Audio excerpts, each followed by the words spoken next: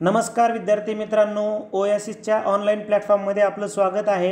या व्हिडिओमध्ये आपण पाहणार आहोत आज म्हणजे 23 नोव्हेंबर 2025 रोजी जो महा-टी-ई-टी पेपर क्रमांक 1 झाला होता। या पेपरमधील बालमानसशास्त्र व अध्यापनशास्त्र या विषयाच्या संदर्भाने जे 30 प्रश्न विचारण्यात आले होते, या 30 प्रश्नांची अंदाजित उत्तर तालिका आपण पाहणार आहोत। हा जो पेपर आहे हा सेट सी आहे। तुम्ही मात्र प्रश्नाला अनुसरून उत्तर चेक करणं अपेक्षित आहे। तर अधिक वेळ न घेता लगेच आपण प्रश्न पाहूयात। प्रश्न आहे, संवेदनेला अर्थ लावला की त्याचे रूपांतर खालीलपैकी कोणत्या घटकामध्ये होते? तर आपल्या सर्वांचा पाठ असणारा प्रश्न आहे अवबोधात म्हणजे पर्याय 1। डॅनियल गोलमन यांनी भावनिक बुद्धिमत्तेचे प्रमुख 2 घटक मानले आहेत। त्यातील व्यक्तिगत क्षमता या घटकामध्ये खालीलपैकी कोणत्या घटकाचा समावेश नाही म्हटलंय? तर तदनुभूती म्हणजे पर्याय 2।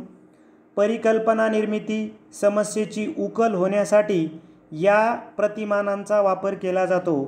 तर पृच्छा प्रशिक्षण प्रतिमान पर्याय 1। नेक्स्ट आहे, मानवी भावना ह्या सहज प्रवृत्तीमधून निर्माण होतात असे मत कोणत्या मानसशास्त्रज्ञाने व्यक्त केले? तर मॅकडुगल यांनी असं मत व्यक्त केलं आहे। नेक्स्ट, एकच कसोटी एकाच परीक्षकाने वेगवेगळ्या वेळी तपासली तरी गुणामध्ये फरक पडत नाही, किंवा एकच कसोटी अनेक परीक्षकाने तपासूनही गुणात फरक पडत नाही, या विधानातून कसोटीचा कोणता निकष साध्य होतो? तर साहजिकच वस्तुनिष्ठता पर्याय क्रमांक 2। नेक्स्ट, सायकल चालविण्याचे कौशल्य हे मोटारसायकल चालविण्यासाठी उपयोगी पडत असेल तर त्यास अध्ययनाचे डॅश डॅश म्हणता येईल? तर धनसंक्रमण असं म्हणता येईल। शारीरिक प्रतिक्रियांचे व्यवस्थापन करण्यासाठी खालीलपैकी कोणत्या तंत्राचा वापर केला जात नाही म्हटले? तर व्यसनांच्या आहारी जाणे म्हणजे पर्याय 3। प्रत्येक व्यक्ती मेंदूच्या 2 अर्धगोलापैकी कोणत्या तरी एका अर्धगोलाचा जास्त वेळा वापर करतो? ज्या व्यक्तींमध्ये मेंदूचा उजवा भाग अधिक कार्यप्रवण असतो ती व्यक्ती खालीलपैकी कोणती गोष्ट अधिकच सुलभपणे करते? तर भावनात्मक कार्य करणे म्हणजे पर्याय 3। नेक्स्ट, कार्ल रॉजर्स या मानसशास्त्रज्ञाने विद्यार्थ्यांचे अध्ययन चांगले होण्यासाठी खालीलपैकी कोणत्या गोष्टीकडे लक्ष देणे आवश्यक आहे असे अनुभवजन्य अध्ययनविषयक उपपत्तीमध्ये मांडले आहे? तर कार्ल रॉजर्स म्हणले की स्व म्हणजेच पर्याय क्रमांक 3, स्वमूल्यमापन हीच मूल्यमापनाची प्रमुख पद्धती असली पाहिजे। नेक्स्ट, गिलफोर्ड यांनी बहुआयामी बुद्धिमत्ता या उपपत्ती मांडताना त्याची 3 घटकात मांडणी केली। त्यापैकी क्रिया या घटकात खालीलपैकी कोणत्या गोष्टीचा समावेश होत नाही म्हटले? तर पर्याय 3, सांकेतिक चिन्हांचा बोध होतो म्हणजे पर्याय 3 उत्तर असणार आहे। नेक्स्ट, प्राथमिक इयतेमध्ये कोणत्या अध्यापन सूत्रात आधी वस्तू व नंतर वर्णन हा क्रम योग्य ठरतो? आधी वस्तू म्हणजे मूर्त, म्हणजेच मूर्ताकडून अमूर्ताकडे म्हणजे पर्याय क्रमांक 3। नेक्स्ट, अब्राहम कप्लान यांच्या मते व्यवहार आणि तथ्य यांच्या तुलनेत सांकेतिक रचना म्हणजे उपपत्ती म्हणजे पर्याय 1। खालीलपैकी कोणते मतिमंदत्व शरीरातील हार्मोन्सच्या अनियमित स्रावामुळे येते? तर मायक्रोसिफॅली पर्याय 3। 2 परिस्थितीमध्ये जर समान घटक असतील तर अध्ययन संक्रमण होते असे मत या मानसशास्त्रज्ञाने मांडले? तर साहजिकच थॉर्नडाईक। कोणतीही गोष्ट जाणून घेण्यासाठी मनाने केलेली धडपड म्हणजेच अवधान होय पर्याय क्रमांक 1। ब्लूमच्या वर्गीकरण शास्त्राच्या मते मूल्यमापनाच्या त्रिकोणाच्या शिरोबिंदूला, तर तो ट्रायंगल आपल्याला माहिती आहे, साहजिकच ब्लूम म्हणले की आपल्याला उद्दिष्ट ब्लूमची लक्षात येतात पर्याय 3। स्मरणशक्तीच्या घटकांचा योग्य क्रम लावायचा आहे, तर ग्रहण, नंतर धारणा, प्रत्यावहन आणि प्रत्याभिधान म्हणजे पर्याय क्रमांक 2। खालीलपैकी कोणते उदाहरण हे पलायन या सहज प्रवृत्तीच्या उदात्तीकरणाचे आहे? तर पर्याय 1, विद्यार्थ्यांना कराटे खेळण्याचे शिक्षण देणे। त्यानंतर मेरिल यांनी मांडलेल्या ज्ञानरचनावादाचे खालीलपैकी कोणते गृहीतक अयोग्य आहे? तर ते आहे पर्याय 2. अध्ययनातून लावलेल्या अर्थाबाबत चर्चा घडून दृष्टिकोनाची देवाणघेवाण होते, मात्र स्वतःची आंतरिक भूमिका स्थिर राहते. नेक्स्ट,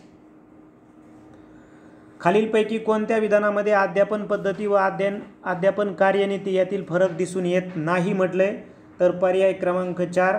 कार्यनीती ही स्थूल उपायांचा अंगीकार करते, तर पद्धती ही सूक्ष्म उपागमाचा स्वीकार करते.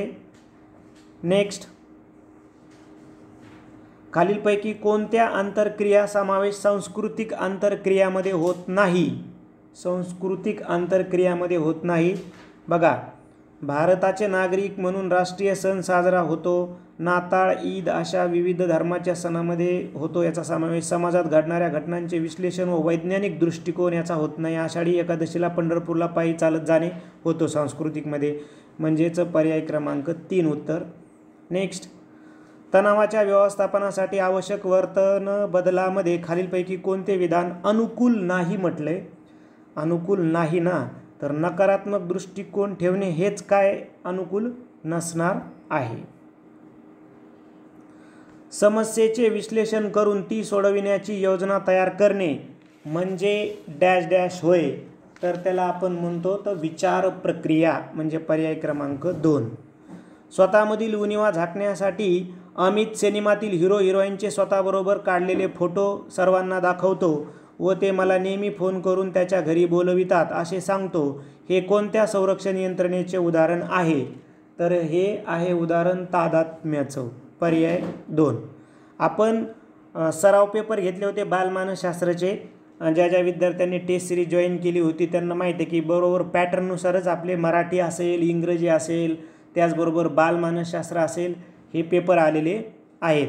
आणि अजूनही जे विद्यार्थी TITची तयारी करतात किंवा सेट एक्झामची तयारी करतात किंवा नेक्स्ट TEची तयारी देणार आहेत, अशांनी आपलं ओएसिस करिअर पॉईंटचं हे जे ॲप आहे हे या व्हिडिओच्या डिस्क्रिप्शन बॉक्समध्ये दिले, ते डाउनलोड करा. तिथं तुम्हाला ओल्ड पेपर सर्वच या एक्झामचे आणि सराव पेपरसुद्धा तुम्हाला उपलब्ध करून देण्यात आलेले आहेत. नेक्स्ट आहे बघा क्वेश्चन, आसुबेल यांनी आशय अध्यापक विद्यार्थी अभ्यासक्रम यासंबंधी विचार करून मांडलेल्या सिद्धांतामध्ये खालीलपैकी कोणत्या पायरीचा समावेश होत नाही? आसुबेल, तर अध्ययना उद्दिष्टे, म्हणजे पर्याय क्रमांक 2. नेक्स्ट आहे,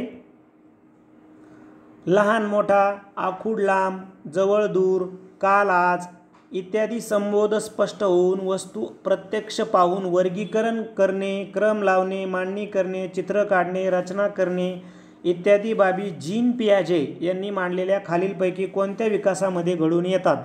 लहान, आखूड, लहान मोठा म्हणले की साहजिकच मूर्त क्रियात्मक अवस्था, म्हणजे पर्याय क्रमांक 3. एका वर्तुळाची त्रिज्या 7 सेंटीमीटर आहे, तर त्या वर्तुळाचे क्षेत्रफळ किती? हा प्रश्न कोणत्या उद्दिष्टाशी निगडीत आहे?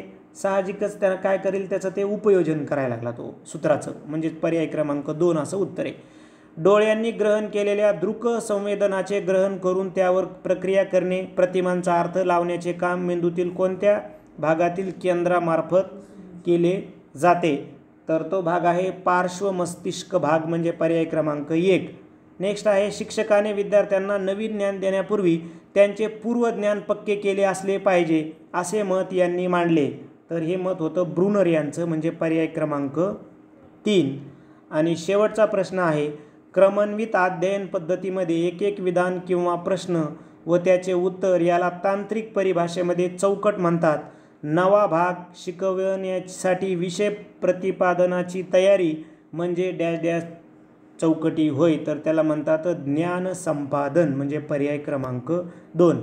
अशा पद्धतीनं आपण TET पेपर 1 मधील मानसशास्त्राची अंदाजित आन्सर की पाहिली. ज्यावेळेस आपल्याला परीक्षा विभागाकडून फायनल आन्सर की येईल त्यावेळेस आपण दरवर्षीप्रमाणे जसे बनवतो अगदी त्याच पद्धतीने विश्लेषणाचे व्हिडिओ बनवू. मग तो मराठी ग्रामर असेल, इंग्लिश ग्रामर असेल किंवा मॅथमॅटिक्स असेल, ठीक आहे. राहिलेल्या सब्जेक्टच्या लवकरच आन्सर की आपल्या ओएसिस करिअर पॉईंटच्या यूट्यूब चॅनलला तुम्हाला मिळून जातील. धन्यवाद.